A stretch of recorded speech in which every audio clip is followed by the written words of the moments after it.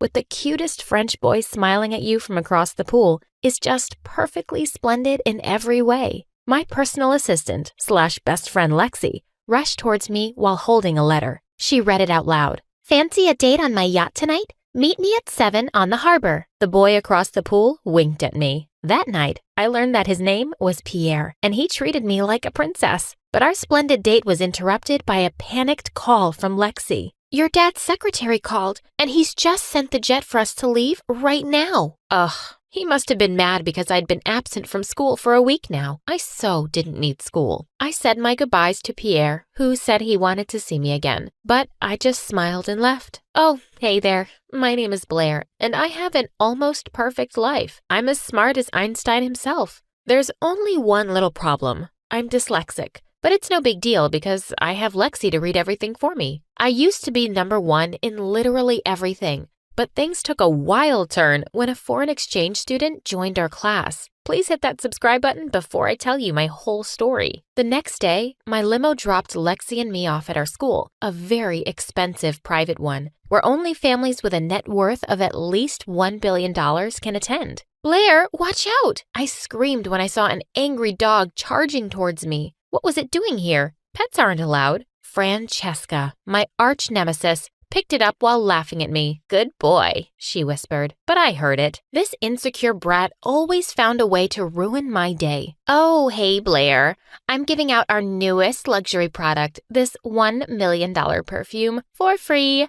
I thought you might need one." "Thanks, Francesca, but I'd rather donate it to charity." The principal appeared and got angry when she saw her dog. "Our dog mansion with 10 floors is currently being renovated, so my baby needs to roll with me." Ugh, what a show-off. The principal shut her mouth when Francesca gave her a stupid perfume, too. In the middle of class, I suddenly forgot how to breathe when the most gorgeous boy that I'd ever seen walked in. "Everyone, I would like you all to meet Terrence, a foreign exchange student from Korea, and he will be with us for this school year." We were all speechless as we looked at him. Francesca immediately offered her seat, but Terrence just headed quietly to the back. Our math teacher then started the discussion and suddenly asked us to solve the area of a stadium on our tables. Such a no-brainer. The answer is, it's 69,963 square meters. We all turned to Terrence like we'd seen a ghost. He'd answered before me. Like, how? After class, all the girls flocked around him, including Lexi. I tried to smile at him too, but he didn't smile back. What a snob. I snatched Lexi away from him and told her to cut it out. "Do that again and I'll fire you." "Oh, come on, Blair. He's literally perfect. He's like Lee Min-ho." "He's not my type."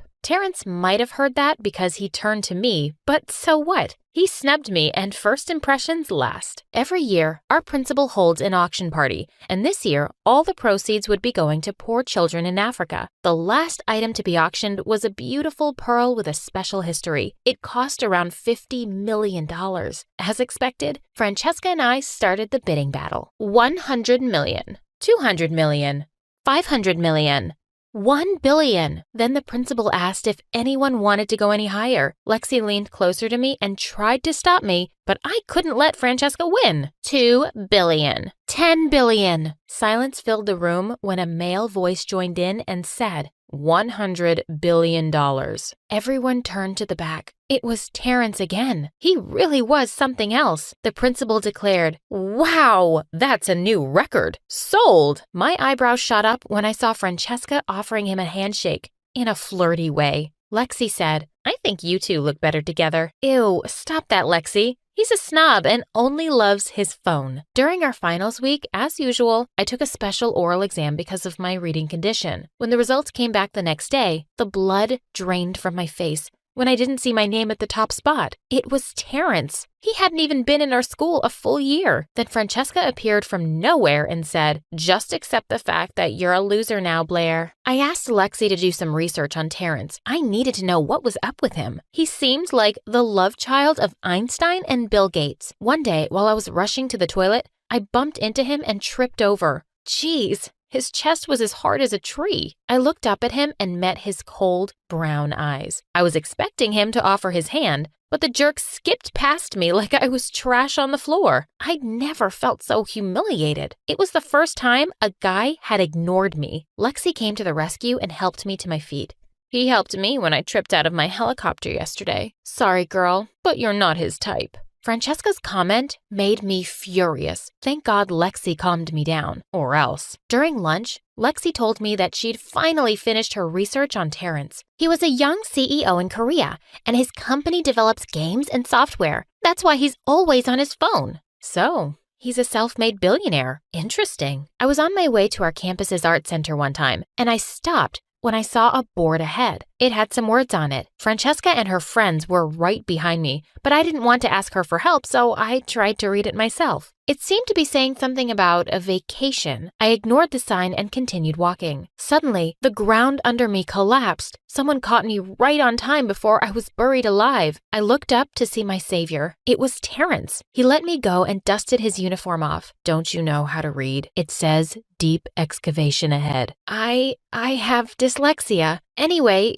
thanks for saving my life. Just be careful next time. My heartbeat was still going fast as I watched him walk away. A few days later, the principal announced the annual competition between private schools called the Battle of the Brains. I was so ecstatic when I was picked again to represent our school. I always aced it. The problem was, the competition would be all about teamwork, so I needed a partner. And Terrence was picked. Lexi came up to me and said, "Oh my God, I ship you both. This is going to be fun." I ignored Lexi's stupid comment and told Terrence to meet me in the music room. We needed to talk about the competition. While I was waiting for him, I started playing the piano. I couldn't finish the song because I forgot the keys. Just in time, he arrived and continued for me. We were so close to each other and it felt really weird. I was about to move, but the way he played was hypnotizing. I flinched when I felt a spark as our fingers touched. He looked down at me after he finished playing. That's how you do it. I don't need piano lessons right now. We need to plan a strategy. Just focus on the spelling. Memorize the letters of the longest words, and we'll be fine. Don't underestimate me, Terrence. How about you? Are you going to study? The dummy answered me with a poker face and left the room. Sometimes I really hated his guts and his gorgeous face. And seriously, he was so confusing. The competition day finally came and we were totally silent during the ride. He later fell asleep on my shoulder and I went stiff as a board. Should I move my shoulder or should I let him sleep in peace? The limo passed over a rough road which woke him up. He looked up at me and I immediately looked away. Can you, scoot over? You're in my personal space. My heartbeat went back to normal when he moved. I was so nervous during the game, but as expected, we made it to the final round. Terrence won the versus round against another boy, and then it was my turn. I needed to win this so we would be the winners already. I was shocked when the announcer said that it was a spelling round. Oh no. Spell supercalifragilisticexpialidocious. Terrence gave me an encouraging look. I focused and wrote down all the letters according to my memory. I felt like passing out from nervousness when I slowly raised my answer. Correct. I jumped around in happiness and found myself hugging Terrence. When I realized what I was doing, I immediately pulled away. He then patted my head and smiled at me for the first time. And I must admit, he looked even more gorgeous. You did great. Well, thanks for your advice. Lexi showed up to congratulate us. Oh my gosh, you guys were so good. You two should get married already. Ugh, Lexi and her random fangirling. Terrence smiled at me in the hallway the next day, and it made me feel something in my stomach. What a miracle that he wasn't wearing his headphones and holding his phone in front of his face.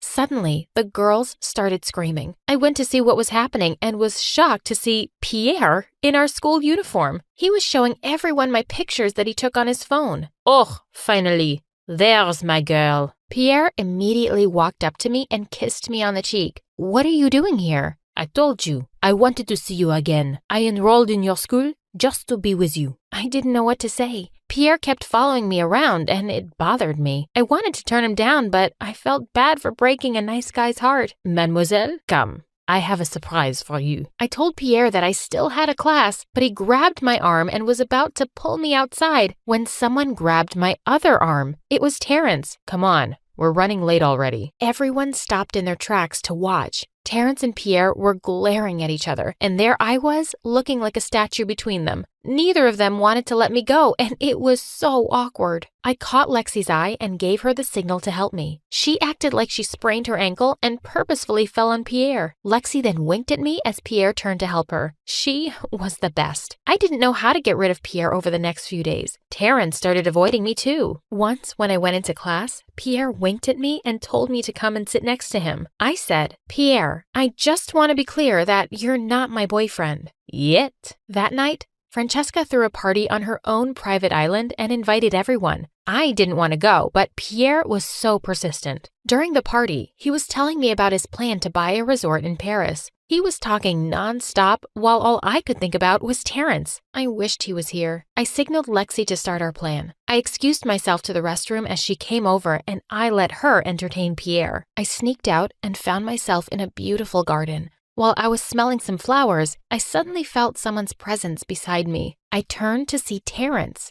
"You're here. I didn't think you'd come." "Francesca came over to my place yesterday and invited me." "What?" I wanted to ask him what else she did at his place, but I chickened out. He was looking up at the sky and suddenly a snowflake dropped on his forehead and he slowly closed his eyes. It was a beautiful moment, and I just found myself staring. "It's the first snow of the year." "Oh. Is it?" He seemed to be so happy about it, and I wondered why. "Where's your boyfriend?" "He's not my boyfriend. I just met him in Paris last time I was there." "I'm relieved." "What do you mean?" The snow continued falling over us. He stepped closer and suddenly kissed me on the forehead. "I like you, Blair." I wasn't expecting that. My heartbeat was so loud I was shaking. Moments later, I finally gave in to my attraction. I think I like you too." "Let's get out of here." I told him that only my dad had access to our helicopter, but he just gave me a smug smile and said, "That's not a problem." Did he plan ahead or what? The helicopter flew us to a beautiful place, and while we were enjoying the marvelous view beneath us, I felt his hand holding mine. It gave me an electric feeling. I'd never felt this way before. After our helicopter date, he brought me to this Korean restaurant and made me taste their delicious specialties. We fought over the bill and he won and paid for it.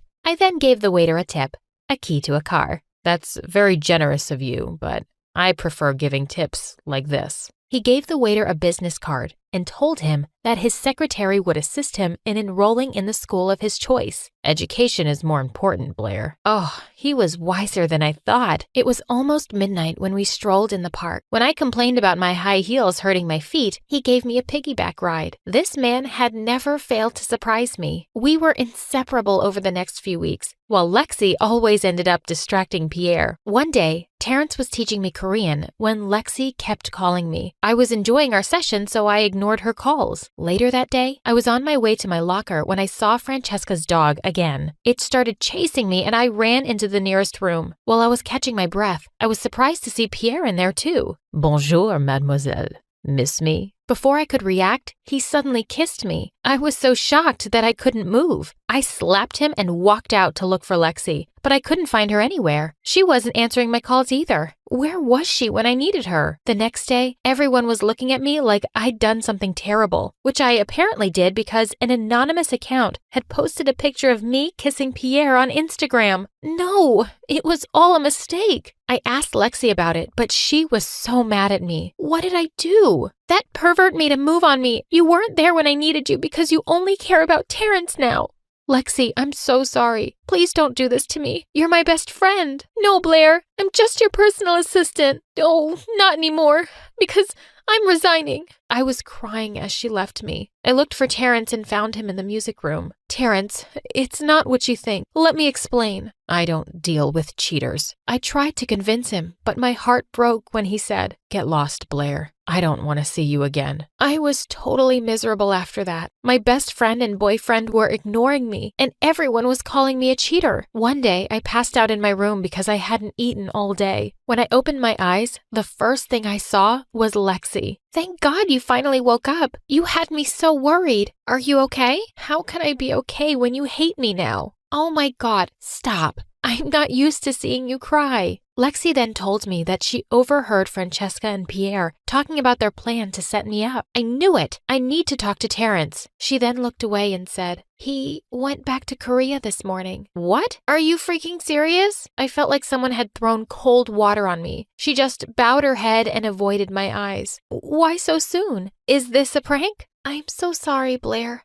I already told him the truth, and he believed me, but he still left. No, this can't be happening. I tried to get up, but Lexi told me that my doctor had advised that I shouldn't leave bed yet. I called Terrence, but his phone wasn't on. I checked his social media accounts and confirmed that he was already back in Korea. I just wanted to sleep and hope that it was all a dream. The next day, I woke up to Lexi's scream. She pulled me out of bed and dragged me outside. There was an unfamiliar jet landing outside. A handsome boy then stepped out, and I swear, my heart jumped with joy when I realized who it was. I ran up to him and hugged him. He apologized for doubting me and for not telling me about him leaving. I just needed to finish my surprise for you. He then showed me an app on his phone. You can download this from the App Store. I've specially developed this for dyslexics. Oh my God, this is amazing. I love you, Terrence. I love you more, my Blair. I was so over the moon when he finally kissed me. Another cute Korean guy came out and Lexi looked like she just peed her pants. Terrence introduced him as Andrew, his brother, and Lexi started jumping in excitement. Thank God you have a brother. Terrence and I just laughed as we held each other's hands.